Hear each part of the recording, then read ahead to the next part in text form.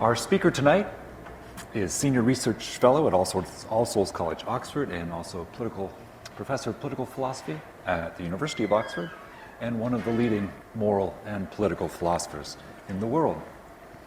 She's published trenchant books on bodily rights and social rights, as well as 36 articles in a career already extremely distinguished by its breadth and its depth. In 2012, she published her magnum opus, Cosmopolitan War, which is surely the most ambitious, most imaginative, and most rigorous thinking through of the most critical issues in war from a cosmopolitan perspective, which I should also say is so elegantly written that it's equally comfortable quoting Tolstoy and taking out an example from the Godfather movies.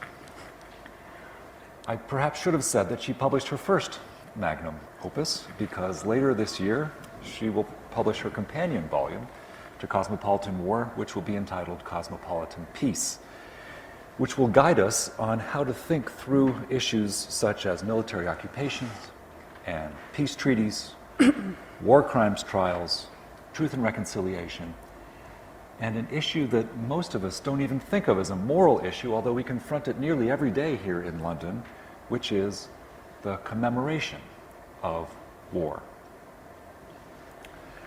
I shouldn't say that Cosmopolitan Peace is eagerly awaited, since that's banal. I will say that I'm genuinely excited to hear what our speaker has to say on these issues, as I'm actually quite excited to hear what she'll have to say about tonight's topic, which is third-party economic sanctions.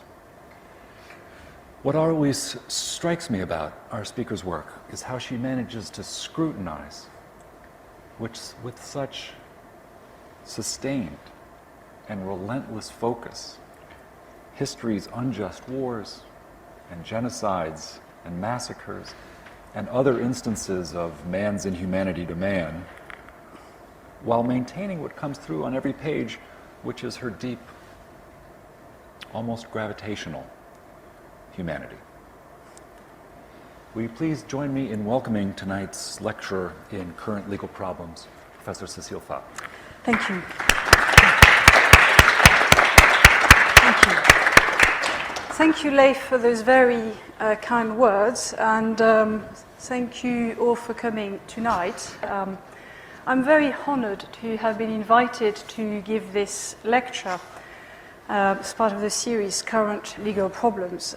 I accepted the invitation a few months ago now with a mixture of, in roughly equal measures, apprehension on the one hand and anticipatory gratitude on the other hand. Apprehension because I'm fully aware of the fact that this is a highly prestigious series of legal lectures. However, I am not a qualified lawyer by any stretch of the imagination. And in fact, when I saw the list of people who had signed up for the lecture, and when I noticed the sheer volume of practicing lawyers, then my apprehension somehow increased. I will have to say a few things about the law later in the talk, which is why I'm apprehensive. But of course, by that very same token, I accepted the invitation with anticipatory gratitude, because I hope that you will rescue me from any mistake which I'm bound to make when I talk about the law. As Leif mentioned, my topic tonight is what I call third-party economic sanctions. Economic sanctions have become a staple of foreign policy. They are used really very frequently by a number of actors, states, international organizations. However, frequently they are used by policymakers and by state-stroke institutional actors. They are not studied at all, really, by moral and political philosophers, far less so than war, for example. I find this a little bit puzzling. We could speculate as to why that is the case. I do think that we are lacking sustained, rigorous engagement with the norms that should underpin the resort to economic sanctions as a tool of foreign policy.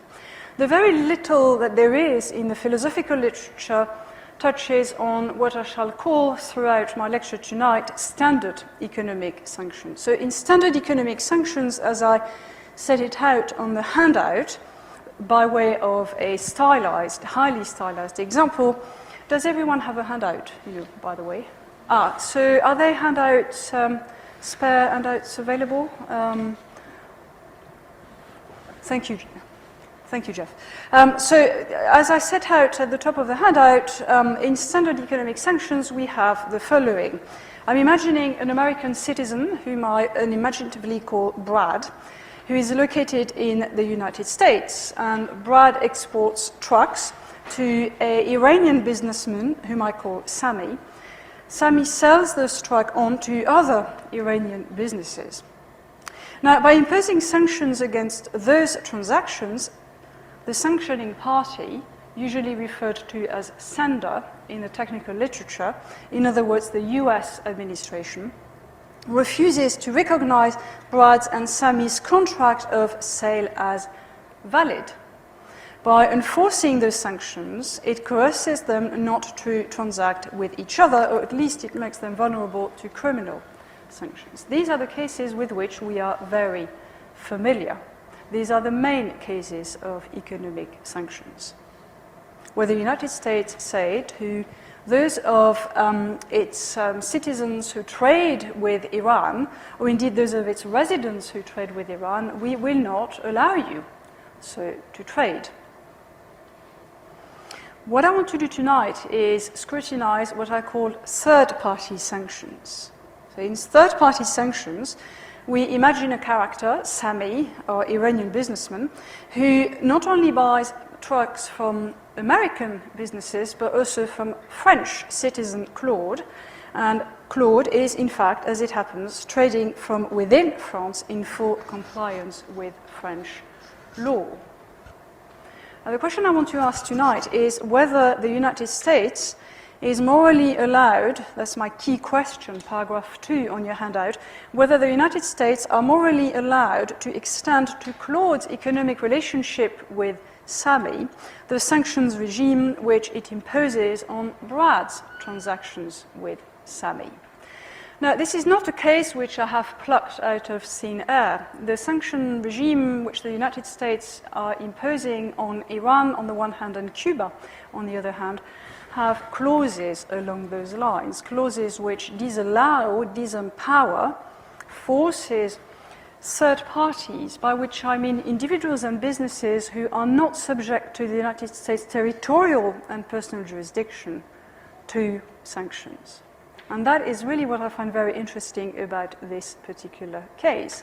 In the stylized example, the French businessman Claude might say to the United States, "What is it to you? My contract of sale with my Iranian counterparts is in full compliance with French legislation. On what grounds do you arrogate the right to extend to me the sanctions regime which you are extending or applying against your own citizens and residents?" My answer to the key question is this, that the rationale for unilateral standard sanctions sometimes supports unilateral third-party sanctions. That is what I'm going to try to argue tonight. I did stress the adjective unilateral. I will not tonight, at least not in the talk itself, though I suspect that this might crop up in the Q&A. I will not talk about multilateral sanctions. Now, before I start with the argument, I should make it very clear that I shall speak of third-party sanctions as a means to stop ongoing violations of human rights. And I will assume, for the sake of argument, that the sanctioning party, to whom I shall refer as sender throughout, is using sanctions as a means to stop grievous violations of human rights. I will not address cases where there is reasonable disagreement as to whether or not that which target is doing constitutes a violation of human rights. Now, let me very briefly set the stage, section B on the handout. My starting point in this paper, as in most of my work to date, is cosmopolitan justice. And by this I mean, in brief, the following: that all human beings, wherever they reside in the world, have rights to a sufficient amount of resources, where sufficient means the resources they need in order to lead a flourishing life. They need those resources because it is part and parcel of a flourishing life that agents be autonomous. That is to say, have the capacity to frame, revise, and pursue a conception of a good life with which they identify. And this, I assume, for the sake of argument here, applies irrespective of borders. According to the Cosmopolitan, all individuals have those rights wherever they are in the world, and they have the relevant duties against every other person in the world, and that point will be important later on. Now, on this particular account of justice, it is important that agents be able to exercise some degree of control over those material resources. That is what I mean when I say on the handout, when I list property rights on the handout. If I cannot exercise any kind of control over the material resources which I need in order to lead a flourishing life, then I will not be able to frame, revise, and pursue a conception of the good.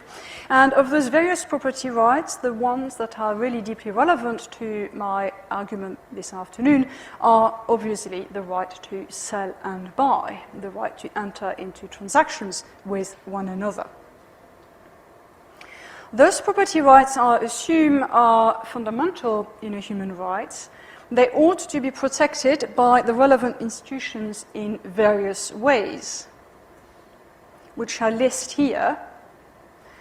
Those institutions ought to recognize transactions as valid. They ought not to criminalize those transactions.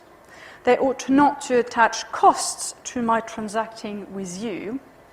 And they ought to enforce property rights through the criminal law. Without those mechanisms, then the control which we enjoy de facto over the resources which we need in order to lead a flourishing life, that control is by and large nugatory.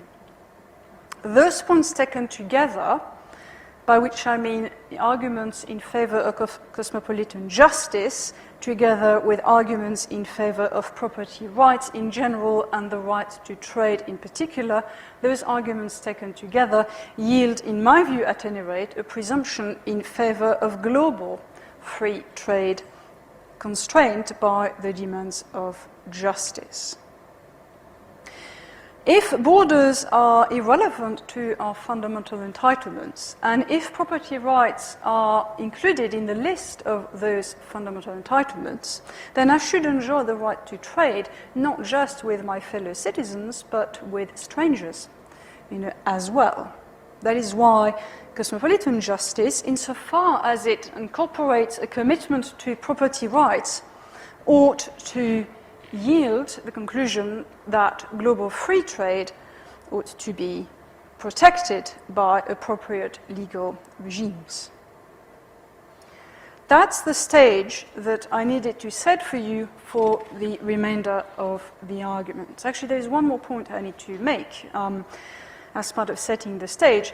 If we have those points in place, then we can see better what it is that economic sanctions do to those against whom they apply. If we go back to my starting point example, the United States is in effect impinging upon Brad's and Sammy's, for that matter, right to transact with one another across borders in respect of those trucks, in the first instance. And insofar as Brad and Sammy need so to trade in order for their business to flourish and in order to derive the income that they need in order to lead a flourishing life, then there is an important sense in which this particular sanction regime harms those individuals. Sanctions harm directly the people who trade with one another and who are prevented from so trading by the sanctions. But of course, as we know all too well from the fairly disastrous round of sanctions imposed on Iraq in the wake of the first Gulf War, sanctions have very diffuse effects on civilian population. So any argument in favor of economic sanctions must be able to show that so to harm agents. On the one hand, those who trade with one another and who are prevented from so trading, and on the other hand, third parties who will suffer the knock-on effects of the sanctions, that so to harm those people is morally justified. How then can we justify unilateral third-party sanctions, section C on your handout?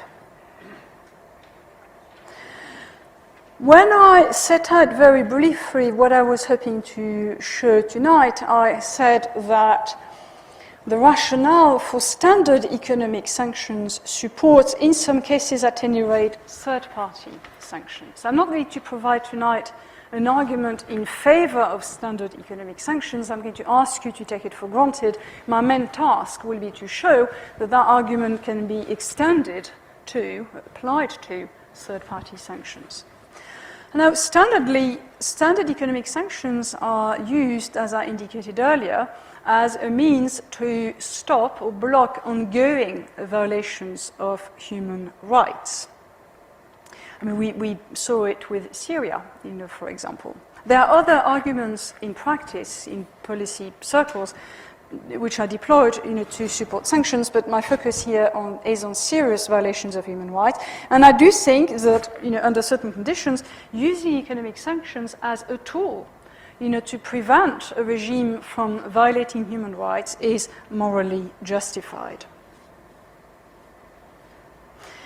Now, even if we bear that point in mind, a successful justification for sanctions, whether those sanctions are standard or third party, must show that all the parties in the transaction under consideration may justifiably be deprived of the benefits of that transaction itself. The justification must show that in the case of standard sanctions, Brad and Sami may justifiably be deprived of the benefits of trading with each other.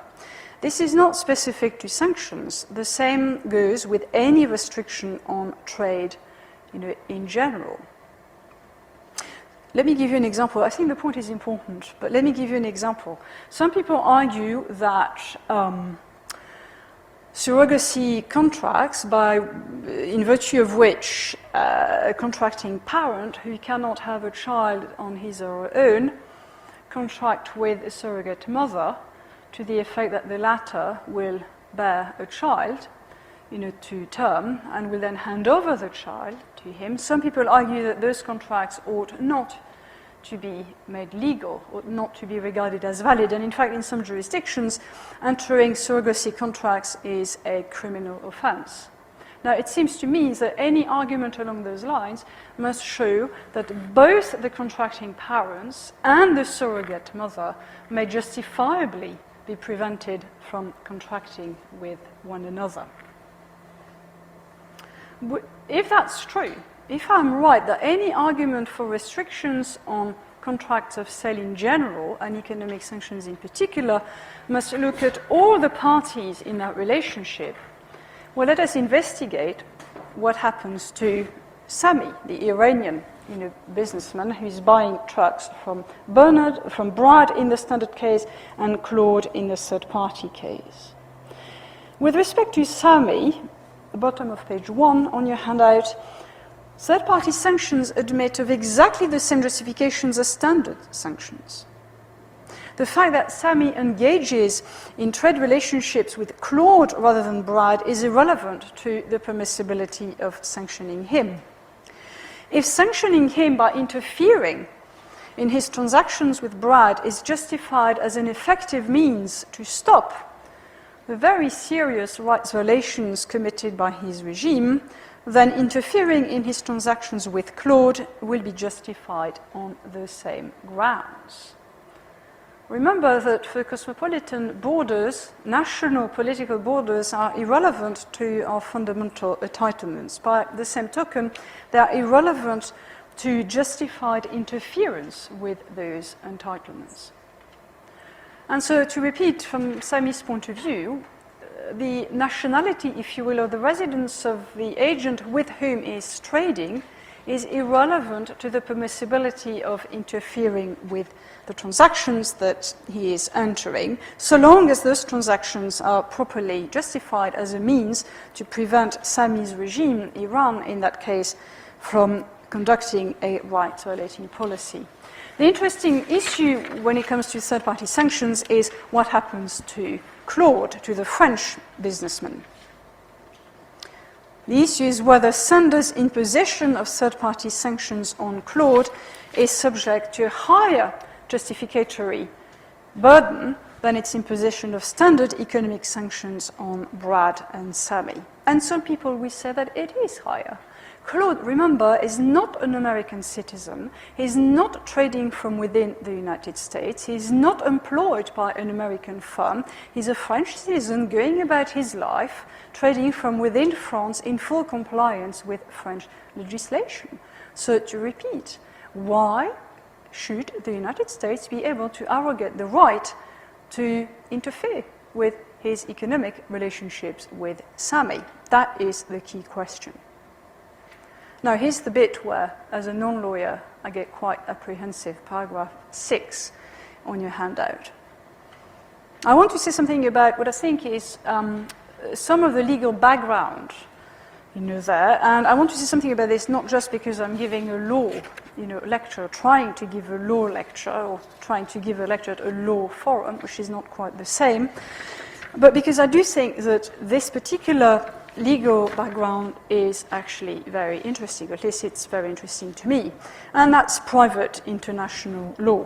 Now, as you know, private international law is concerned with the ways in which a jurisdiction with its own domestic law, J, will deal with the existence and impact of other such jurisdictions on its own legal system.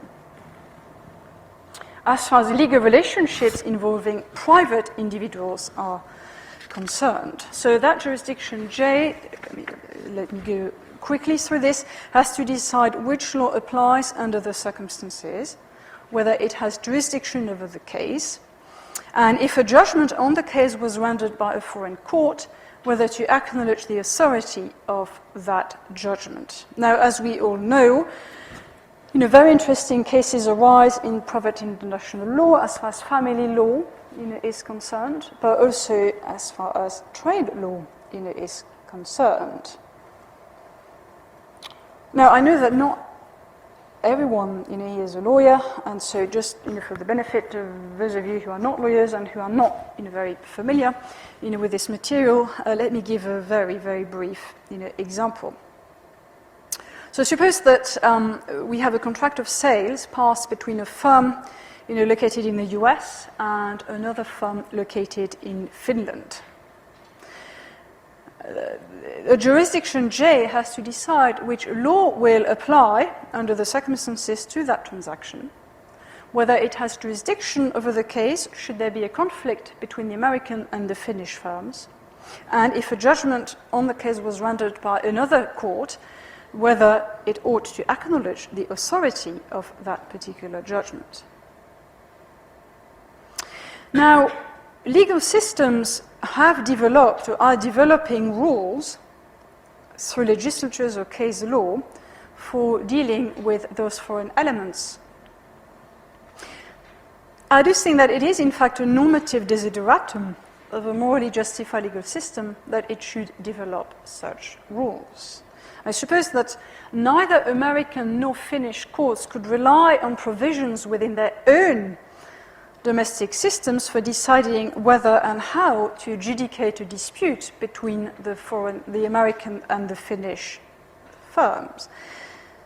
Absent rules of that kind, this would leave the property rights of those two firms, or rather the property rights of the owners of those two firms, at the mercy of whichever jurisdiction is willing to hear the case, and with no due attention paid to the extraterritorial nature of the transaction. Relatedly, suppose that American courts were to refuse to acknowledge the validity of a judgment with respect to this particular dispute as rendered by their Finnish counterparts. As a result, the American firm, which, for example, lost the case in Finland, would be free to initiate proceedings in American courts at the expense of the Finnish firm. That would lead to what lawyers sometimes call, I understand, jurisdiction shopping, and jurisdiction shopping is really very, very bad for the stability of systems of property rights. My point is not just the legal one, the quasi-legal one, that it's generally a good thing to have stability, within the law. Remember that on the account of cosmopolitan justice, which I take as my starting point, property rights are part and parcel of people's fundamental entitlements, and there are very good reasons in addition for ensuring that those rights are adequately protected by relevant institutions. If that is true, then it gives us a strong normative reason in favor of ensuring that those institutions have learned, at least begun to learn, how to deal with the extraterritorial nature of so many of these transactions. Now, correct me if I'm wrong, but the cornerstone of private international law, as I understand it, is this, and I try to set it out briefly at paragraph 7 on the handout. So long as a foreign court renders a judgment within its jurisdiction, then other courts will neither invalidate that judgment by substituting their own domestic law, nor will they enforce it over their own territory, on the grounds that such judgment is an act of sovereignty, which is fully effective in, but stops at, the borders of that court's jurisdictional domain. Timothy Endicott, who gave a lecture in this forum a few years ago, maybe 2 or 3 years ago, spoke about this. He described it as the principle of comity. States ought to act with comity towards each other, which means respecting each other's jurisdiction over what happens within their own borders, or indeed over what happens with respect to their own nationals. I like the principle of comity. It does seem to rely on a view that states are sovereign and within their own borders, and that their sovereignty ought to be respected. And you might think that this view is in tension with cosmopolitan justice, for cosmopolitans don't really like national political borders. Remember, for cosmopolitans, those borders are irrelevant to individuals' fundamental rights and duties. So how can I, as a cosmopolitan, on the one hand, endorse very strongly this view that borders are irrelevant in the way just indicated, but on the other hand, embrace the principle of comity and its underpinnings, which have to do with respect for state sovereignty? Well, it seems to me that there is, in fact, contrary to what might appear, a cosmopolitan justification for private international law. Remember that at the bar of cosmopolitan justice, all human beings, wherever they are in the world, have rights, fundamental rights to the resources that they need in order to lead a flourishing life. Amongst those rights are property rights which are also claimed ought to be enforced by the relevant institutions. And the key is in the clause, the relevant institutions. It makes sense from the point of view of cosmopolitan justice to allocate to some actors, specific actors, the task of looking after the interests, more precisely put, enforcing the rights of some people. Given that I live here in this country, Britain, it makes sense for the British state to be the institution which will protect and enforce my property rights. And likewise, it makes sense for the state of Kenya to enforce the property rights of people who live within the borders of Kenya. From a cosmopolitan point of view, we all have those property rights. The fact that we have them has got nothing to do with where we reside when it comes to moral property rights. Some institution, and for convenience's sake, the dominant institution of the territory where we live is given the task of enforcing and protecting those rights. The principle of comity offers the best allocation of the tasks inherent in protecting property rights. Now, why is this relevant to third-party sanctions? Well, that's because imposing third-party sanctions, the sanctioning party, sender, refuses to recognize that a law other than its own dispositively applies to those transactions. In other words, the United States refused to recognize that French law dispositively applies to the transaction that is being made between French businessman Claude and Iranian businessman Sami. It refuses to acknowledge the jurisdictional sovereignty of foreign courts, in my example, French courts, over those transactions. It may well decide to criminalize those transactions and to attach costs to having transacted. For example, sender might prohibit its own citizens or residents from trading with third parties if the latter trade with target. And that, by the way, is routinely done by the United States with respect to foreign nationals who trade with Iran or with Cuba in breach of the US sanction regime. Hence the question, on what grounds may sender so act? Now, as you will know, paragraph 8 on your handout, there are legal grounds upon which a state may apply its domestic legislation beyond its borders, and that in effect is what we are after. On what grounds may the United States apply their domestic legislation, that is to say the sanction regime which they want to impose on Iran, beyond their borders, that is to say against French citizens in my example? And very quickly, because I suspect that most of you are familiar with this, in international in general, and in fact international criminal law in particular, 4 principles are invoked to justify a state applying its legislation outside its borders. The nationality principle, whereby a state's laws govern the conduct of a national of that state, wherever that national lives.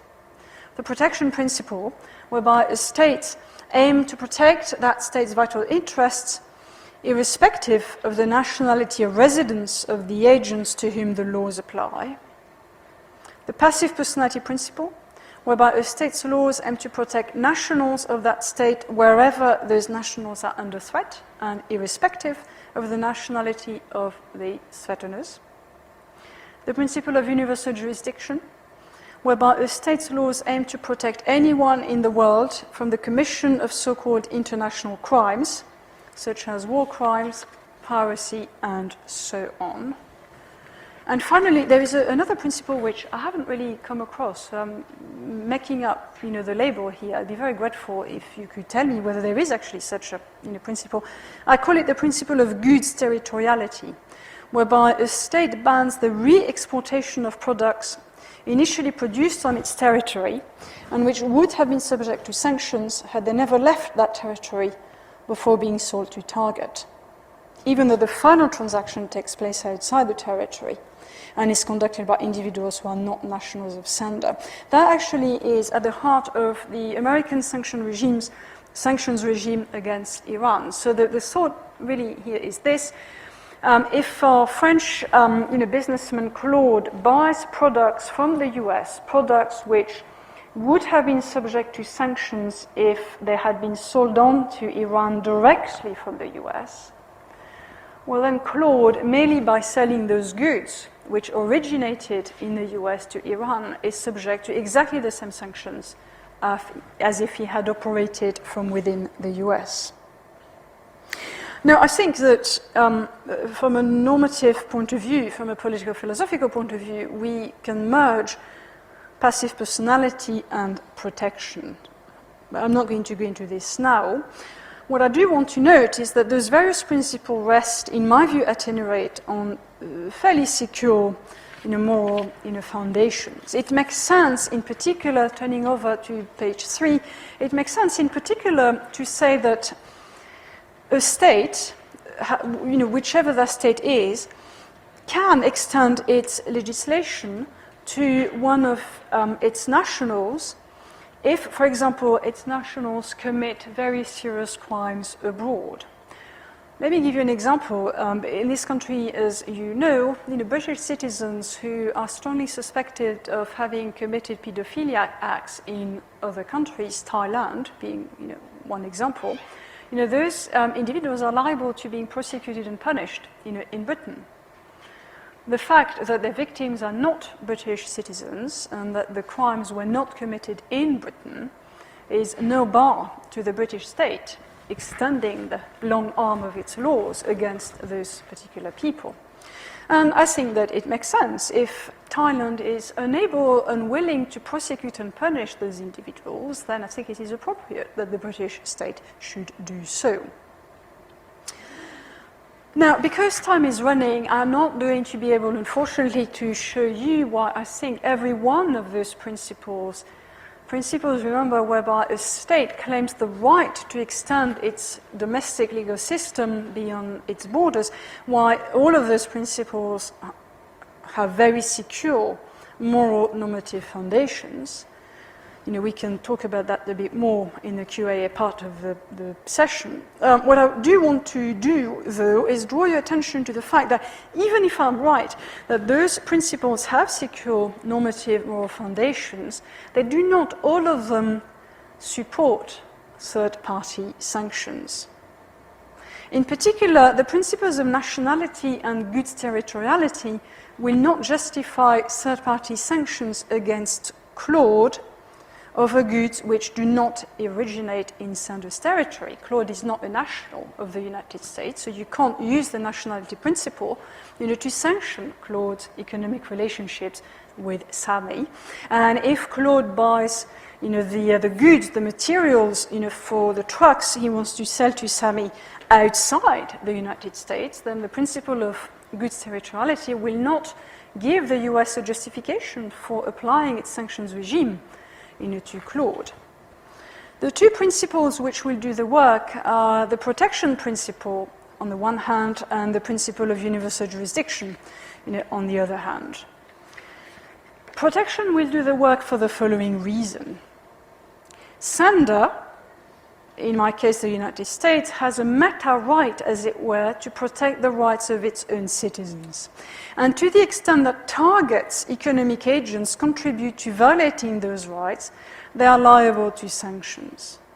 By parity of reasoning, this is the important point, by parity of reasoning, to the extent that third-party agents, by trading with targets agents, contribute to those rights violations as well, they too are liable to sanctions. In other words, French businesses on the one hand and France on the other hand cannot say to the US, your conflict with Iran is none of our business, so long as that conflict can appropriately be characterized as a conflict whereby the target regime is indeed guilty of grievous human rights violations and the sender regime is concerned to block those acts. And the reason why the French cannot say that is because at the bar of cosmopolitan justice or cosmopolitan morality, there is a general duty which applies to all of us, irrespective of borders, not to commit or to be complicitous in the commission of serious, grievous rights violations. Universal jurisdiction can also do the work of justifying the application of sanctions to third parties. According to the principle of jurisdiction, all states in the world have a very strong interest, an important stake, and by extension a right to punish very, very serious crimes, such as the crime of piracy, but also in the context of war, crimes against humanity. Remember that my focus in this paper is on grievous human rights violations, and if one believes that there is a normal case to be made in favor of the principle of universal jurisdiction insofar as it applies to punishment of piracy, war crimes, crimes against humanity, and so on and so forth, then it is a very small step to take to extend that case, or rather to extend that principle from the domain of criminal punishment, which is its usual sphere of operation, to the domain of economic sanctions. What time did we start? 6:05. Okay, I'll take 5 more minutes. I want to allow, if that's all right, I want to allow time for discussions, but I also want to try and preempt, an objection, which I'm sure some of you, there are many objections to be raised, but there is one objection which I'm sure some of you will raise, and which I think is important, and I want to try and make something of it, section D on your handout. And the objection pertains to, or rather invokes as it's a starting point, the nature of global trade. The objection will take the following form. You might say to me, well, look, your argument for third-party sanctions relies on a ridiculously simple, indeed ridiculously simplistic hypothetical scenario, whereby one French, economic agent, Claude, sells one particular kind of well-identified goods, trucks, to one other agent, identifiable, Iranian businessman Sami. But, you will argue, this is not how global trade works. It's very likely, in fact, when I was writing this, I spent about an hour, researching the mechanics, as it were, of truck building. It just goes to show where philosophy takes you. I wanted to know what kind of material, what kind of stuff, goes into the making of trucks. And what I can tell you is that the stuff that goes into the making of trucks comes from all over the world. For more on the interconnectedness of global trade, you should read Leif's book. It's very, very likely that my imaginary French businessman Claude will have sourced most of its stuff, for lack of a better word, from very many different countries. And by implication, it's extremely likely, or in fact it is the case, that vast numbers of people will have, each in their own ways, together work towards the making of that stuff. Some of the materials will have been imported from China, others from Indonesia, and so on and so forth. So you see where the objection goes. The objection will say, well, look, is it really the case that all of those people who, through their work, so their economic activity, have contributed to making those trucks, and by extension have contributed to making it the case that the Iranian regime is enabled somehow to commit human rights violation? Is it really the case that those people, poor hapless workers in Chinese plants, are themselves liable to economic sanctions? And that seems to be a completely ludicrous, in fact obscenely, you might argue, ludicrous implication of my argument. For two reasons, you might say. First of all, their causal contribution to the human rights violations which Sami's regime is committing is exceedingly marginal when taken on its own. Second of all, that's the causal contribution problem. Second of all, those agents, the poor hapless workers in China, who end up making something which will go into the making of another thing, which will go into the making of a truck, etc., etc., etc., cannot reasonably be expected to know that that which they are doing contributes to those very serious human rights violations. In other words, the nature of global trade is such, you might argue, that there are very, very few cases, or rather very few agents against whom third-party sanctions may legitimately be applied. And I have to say that I have considerable sympathy, with this argument. I do have that worry as well.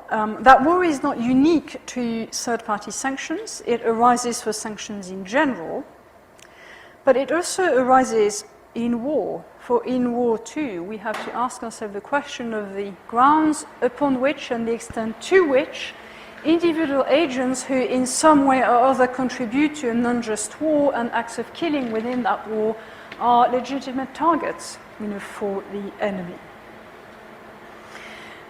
Now, all I want to say in the time that I have available, is this. If it is indeed the case that some agent is absolutely ignorant of the fact that his or her economic activity somehow contributes to grievous human rights violations in another part of the world, and if it is indeed the fact that being wholly ignorant in that way makes you exempt from being harmed by economic sanctions, then it would follow that third-party sanctions, the scope of third-party sanctions would be drastically reduced. But it wouldn't be unilaterally, because there may well be agents who can reasonably be expected to know that they are making a significant contribution to ongoing grievous human rights violations abroad. And to those agents, then it would be legitimate to apply the sanctions regime, the third-party sanction regime. So let me say briefly to conclude that the case for third-party sanctions really rests on 2 points. It rests, first of all, on the point of the claim that standard economic sanctions are prima facie justified. That's point 1.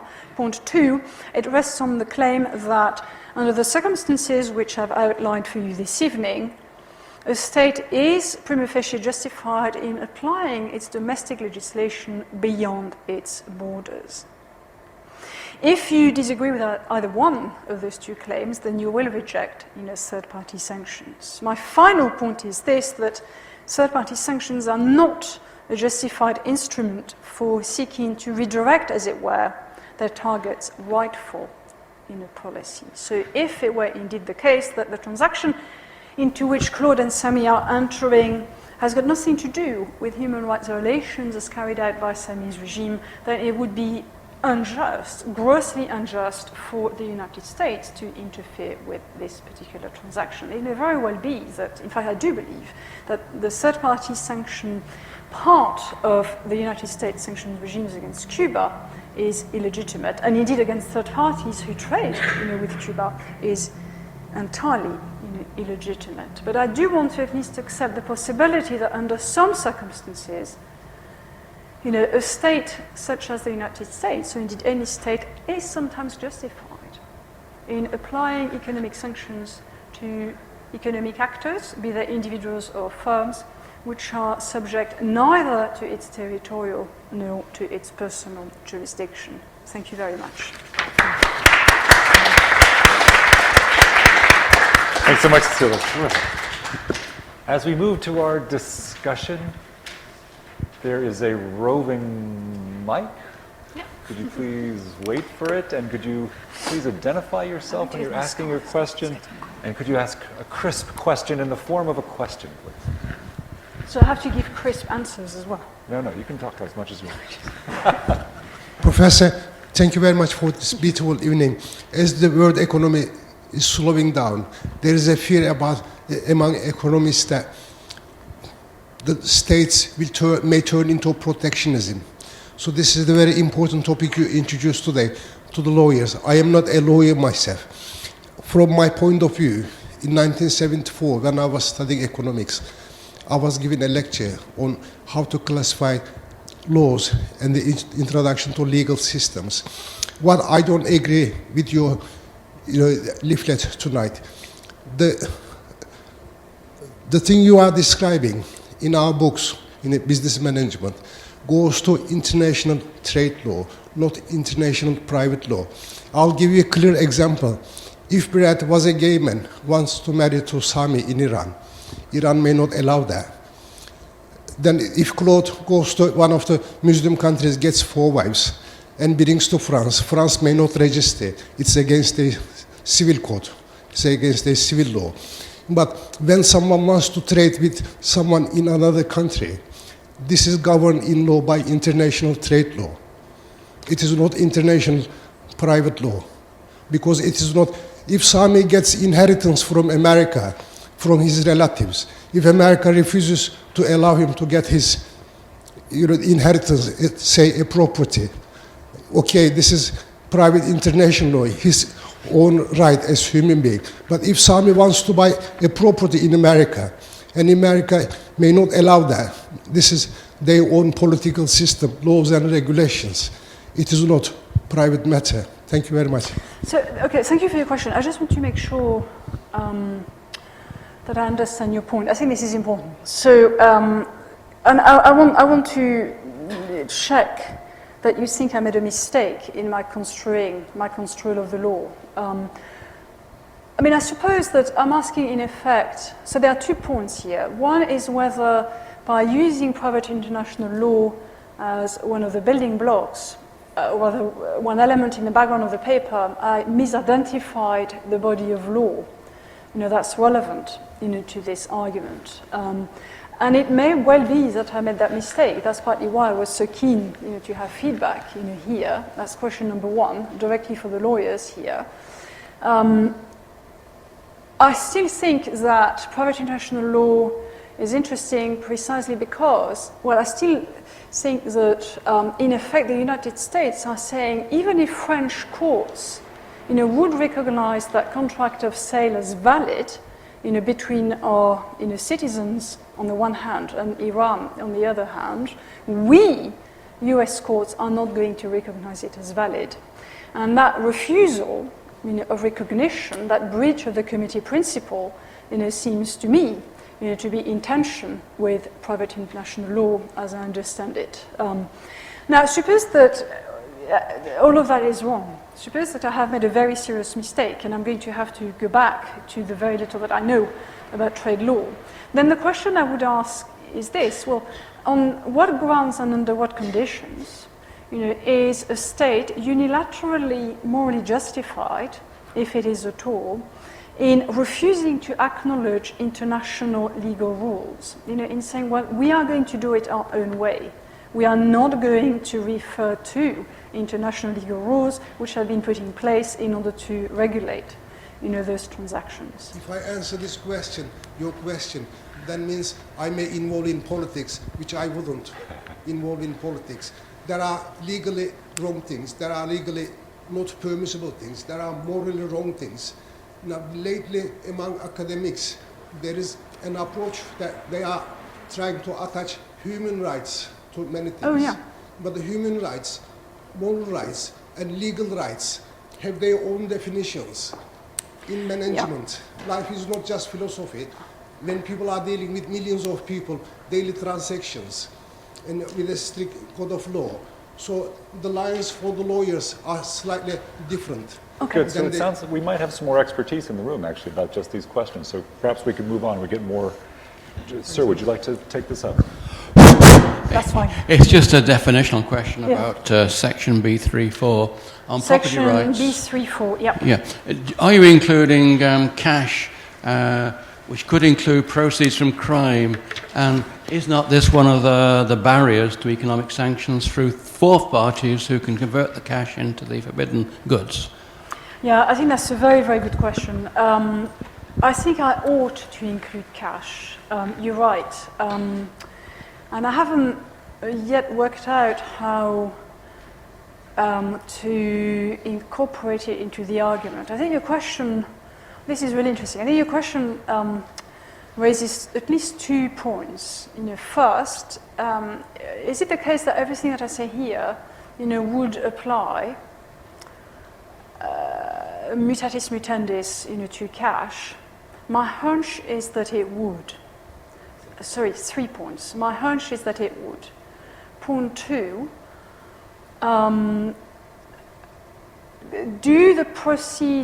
does the fact that cash is in fact a proceed of crime provide an additional justification for sanctions? I think the answer is yes, and I think that's a very, very, very interesting point. 3, all of that might be completely useless and ineffective because it would be relatively easy for parties to evade, a sanction regime through cash. Now, I don't yet quite discern how that argument, would have to be formulated. I think it would have to do with the fungibility, of cash. So I need to think more about this, but I think that's a very, very interesting point. Thank you. That's good. Let me just make a note. We have Chris there. Thanks very much for a fascinating talk. I'll choose one question. I want to ask about your response to this problem of the complexity of the global trade. And to ask, what about situations where third-party sanctions impose harm on parties other than individuals, say, other than Claude?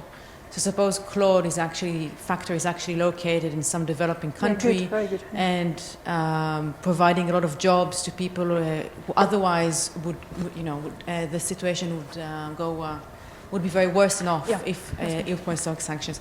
So would your reply to that to be just a balancing off those rights against others? Good. That sounds to me then very much of a cost-benefit analysis of sanctions, and I just wonder how that sits with your whole views about foundational rights of individuals. Good. Yeah, no, that's very good. So as you know, one of the key principles of regulating conduct in war, but also resort to war, is the proportionality, principle. And I come to this. I mean, I still haven't finished quite the peace book. I've been immersed in War and Peace for 8 years, so a lot of what I say here, is still shaped, by that work. My response to you would be this: that in just the same way as conduct in war is, and indeed resort to war, are governed, by considerations of proportionality, so too, with sanctions. Now, you come back to me and say, well, that's a cost-benefit, analysis. That's not really compatible, with using the language of rights. But I do think that one can use the language of rights and be sensitive to considerations of proportionality, simply if one bears in mind that those populations whose livelihood depend on it being the case that Sami, can continue, to trade, those populations ought to be deemed to have a right to minimum income, a right not to, die of starvation, and so on and so forth. Now, unless you want to take the view that numbers ought never to matter, rather more generally put that consequences ought never to matter, then you can accommodate, proportionality considerations, within a framework of rights. But perhaps I'm being, too optimistic. I don't know. But that's the line, of argument I would pursue in this case.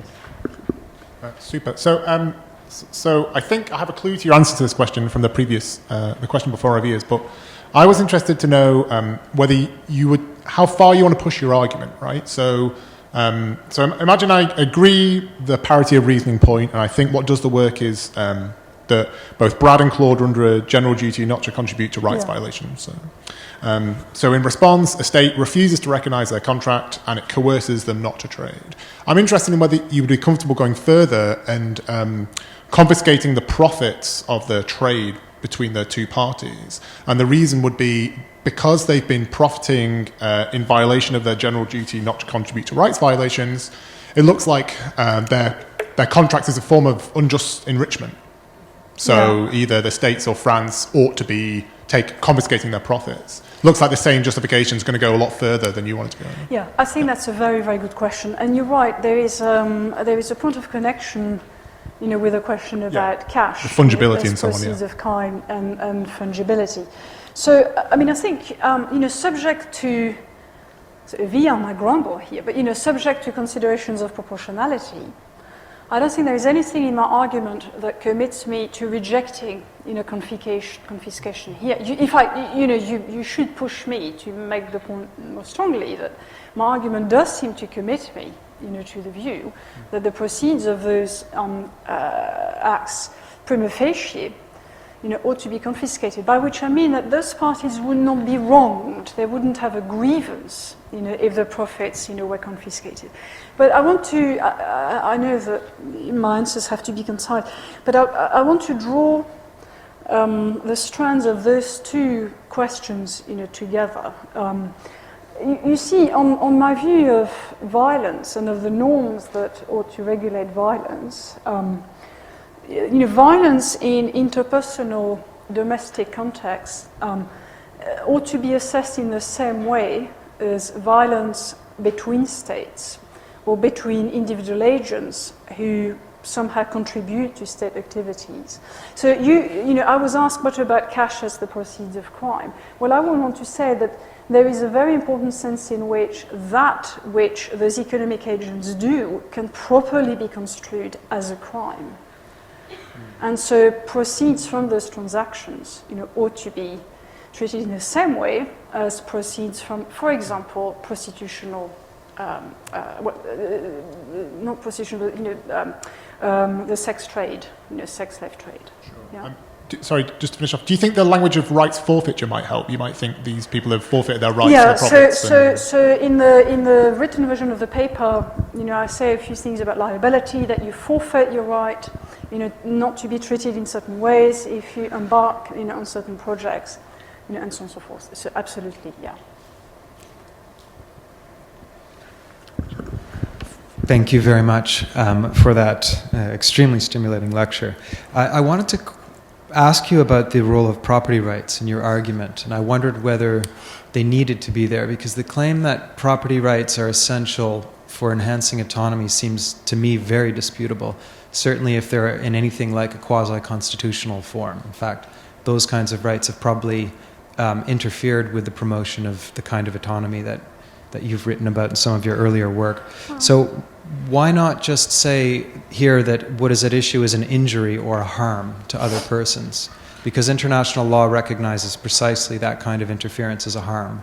So I don't think that there's any conceptual problem for identifying that. And if you were to go down that route, you wouldn't have to make a case for the presumption in favor of global free trade. I mean, the empirical record on whether free trade promotes welfare or autonomy is really, the jury's really still out on that at the moment. Yeah, I think that's a good point. David Miller, put your point much less kindly, than you did. He said, "God, this is such a bourgeois argument." To which mine said, "Well, what? That doesn't make it wrong, right? It might be very bourgeois, but so what?" Maybe we don't mean the same thing about property rights, or maybe I suspect I'm not as clear as I should be as to what I mean. I mean, I don't want to commit myself to the view that, cosmopolitan justice entails full, exclusive, complete private ownership of the means of production. But I do think that we have to have some degree of control. I mean, look, suppose that, I want to give you my pen, as a present. Well, I think it's an important entitlement that I have, that I should be able to decide whether or not, to give you my pen. Suppose that you and I, pass a contract whereby you sell me your house. I don't think it's ludicrous, to say that there is an important sense in which we should be able to enter, in transactions with one another, some of which those transactions will have a monetary, component. That's all, that I want to say. And I also want to couple that point, with the point that borders, should not be, decisive. That, the Britain ought not to say to me that I can trade with British people, but I can't trade with Russian people, just because they happen to be not British. I think that would be a violation of the cosmopolitan ideal. It may be that all of that is wrong, but then I would have a rhetorical move. I don't think that I will get a lot of people on board with cosmopolitan market socialism. I mean, I think it's a non-starter, really, from a rhetorical point of view. And it seems to me much more interesting to try, rhetorically, and mount an argument in favor of some restrictions on global free trade if you grant, to the other lot, the cherished premise that there is such a thing, actually, as global free trade. And if you can say, well, actually, even if you're right about that, even if you're right that there is a presumption, in favor of global free trade, there nevertheless are, cases, where restrictions on it are amply, morally justified. But I do take the point that I'll probably need to do more, upstream and check whether the move is purely rhetorical or whether, as I think there is more to it, than that.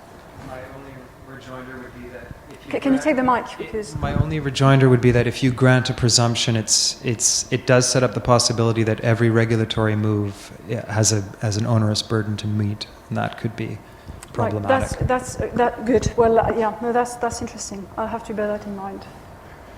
Friends, an excellent discussion. We're out of time. Can we have one last question? Sorry. Please? One last question. One last question.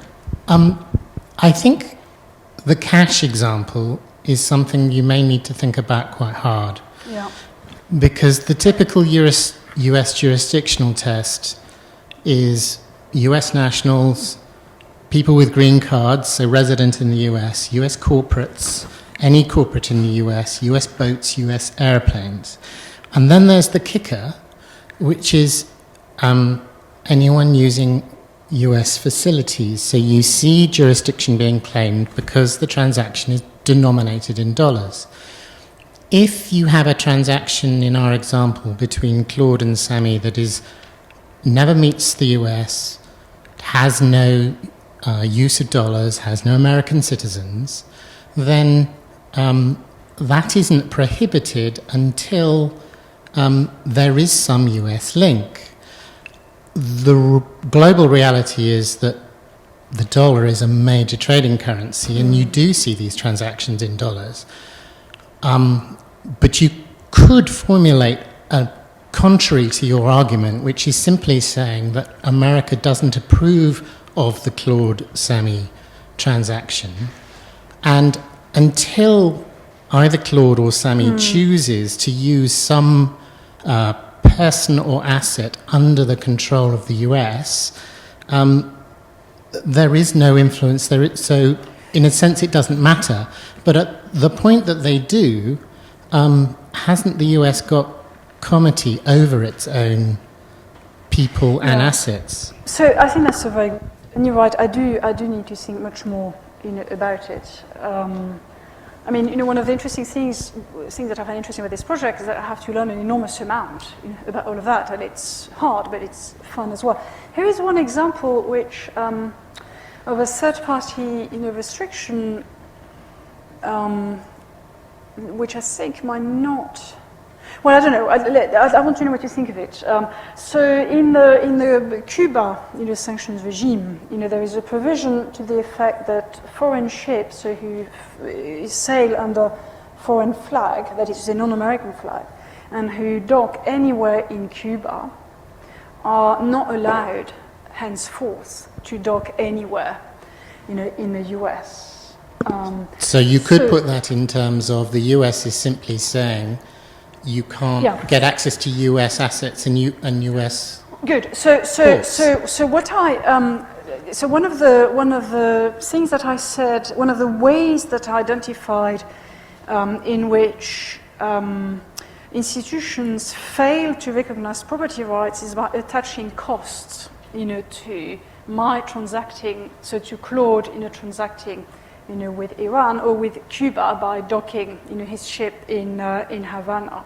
So the question I would want to ask then, under my own terms, is, well, when are the United States entitled to do that? So, by saying if you transact in dollars, then we're going to apply sanctions against you. The US are making it prohibitively difficult, for agents who are not actually subject to their personal and territorial jurisdiction at the point at which they transact, so to transact. So unless you put some kind of proportionality test in, yes, exactly. So I think the hard point is if you don't have any proportionality test in, the US will simply say, they are my dollars. Ultimately, the point is that you can bring the piece of paper to the American Central Bank, the Fed. Good. So that's very useful. Sorry, I know we have to stop, but this is important.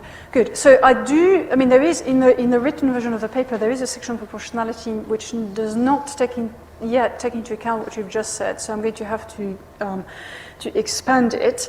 And the second point, the final point I want to make is this. I think your question raises the really, really interesting political, philosophical question of the extent to which the grounds upon which a state can use its position of dominance, and in this particular case, dominance in virtue of the fact that the dollar is the currency of the world, as a means to bully, in effect, other parties. And, the cosmopolitan theory of justice that I want to advocate, I think we need to be supplemented by an argument to the effect that you may not, do so. There is something exploitative, in you doing so. In fact, so exploitative in some cases as to count as coercive.